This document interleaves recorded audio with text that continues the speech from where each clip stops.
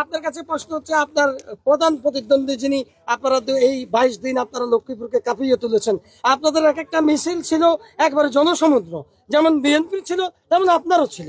এই যে উৎসব জাগিয়েছেন, আজকে ভোট হচ্ছে, ফলাফল যাই হোক আপনাকে মেনে নেবেন? ধন্যবাদ। আসলে আমরা এই প্রতিদ্বন্দ্বী বলি না, আমরা বলি প্রতিযোগী। আমরা দীর্ঘ ফ্যাসিবাদের বিরুদ্ধে একসাথে আমরা লড়াই করেছিলাম এবং মানুষ যে 15 বছর এখানে ভোট দিতে পারেনি, আজকের এই উৎসাহব্যঞ্জক অবস্থা হচ্ছে মানুষের সে ভোট দেওয়ার আকাঙ্ক্ষা থেকেই এটা অনেকটাই ঈদের উৎসবের মতো পরিণত হয়েছে। আমি আস্তে আস্তে বলতেছিলাম যে এইরকম ইলেকশনের আগে অনেক হত্যাকাণ্ড ঘটে যেত, আগে অনেক সহিংস ঘটনা ঘটতো। টুকটাক যেগুলো হচ্ছে এগুলো খুবই সিম্পল। আমরা আশা করি যেভাবে ভোট হচ্ছে, এই ভোটের মধ্য দিয়ে যে রেজাল্ট হবে এটি জনগণের দেয়া রেজাল্ট, সেটি অবশ্যই আমরা যার জন্য যেটি আসবে সেটি আমরা মেনে নেব। এখন পর্যন্ত আপনার কোনো অভিযোগ আছে? টুকটাক এগুলো অভিযোগ করার মতো না, আমরা সামনে দেখি। শান্তিপূর্ণ পরিবেশ শেষ পর্যন্ত বজায় থাকবে তো আমরা আশা করছি। ধন্যবাদ। আর আমরা দুইজনে যেহেতু এখানে আছি, ঠিক আছে।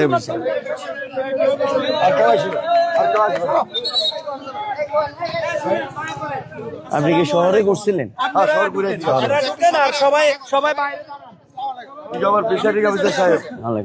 আপনারা কেউ ঢুকবেন না রে।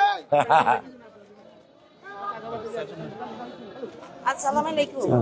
ভালো আছেন নি? নজির ভাই নাকি? আমাদের নজির ভাই। নজির আমার পুরানো লোক। ও আচ্ছা, আরে দুইজন একসঙ্গে হয়ে গেছি।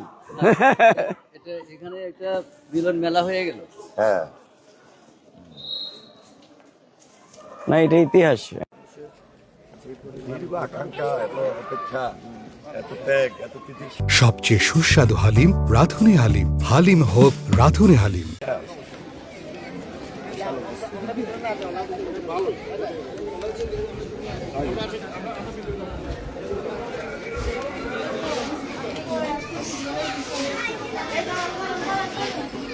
ভালো থাকবেন, সবাই দোয়া করবেন। আমরা দুজন একসঙ্গে হয়ে গেছি। আমরা ভালো আছি, কোনো অসুবিধা নাই তো? সরাসরি আপনাদেরকে লাইভে যুক্ত করেছি। আমরা দেখতে পাচ্ছি দানিশ হোসেন প্রার্থী এবং দানিশ হাসান প্রার্থী দুজনে আসলে ভোট কেন্দ্র পরিদর্শন এসে একত্রিত হয়েছেন এবং একসাথে পরিদর্শন করছেন। আমরা আপনাদেরকে সরাসরি ভোট কেন্দ্র থেকে দেখানোর চেষ্টা করতেছি যেখানে দানিশ হোসেন প্রার্থী, দানিশ হাসান প্রার্থী ডক্টর রেজাউল করিম, দুজনে আসলে একই সাথে ভোট কেন্দ্র পরিদর্শন করছেন এবং ভোটারদের সাথে শুভেচ্ছা বিনিময় করছেন এবং তারা ভোট কেন্দ্রে ভোটারদের খোঁজখবরকে একই সাথে আছে এরকম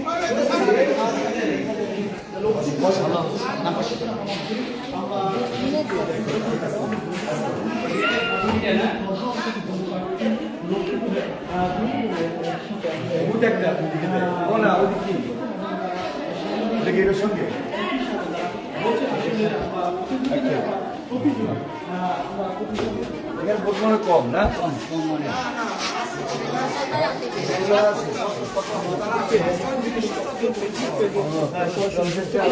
আমাদেরকে দেখানোর চেষ্টা করতেছি দুজন প্রার্থী আসলে মোস্ট পপুলার এবং যারা নির্বাচনকে জমিয়ে তুলেছেন সেই দুজন প্রার্থী প্রদর্শন করছেন লক্ষ্মীপুরের ভোট কেন্দ্র এবং তারা বলছেন আসলে ফলাফল যাই হোক মেনে দেবো। তারা অভিযোগ করছেন না আমি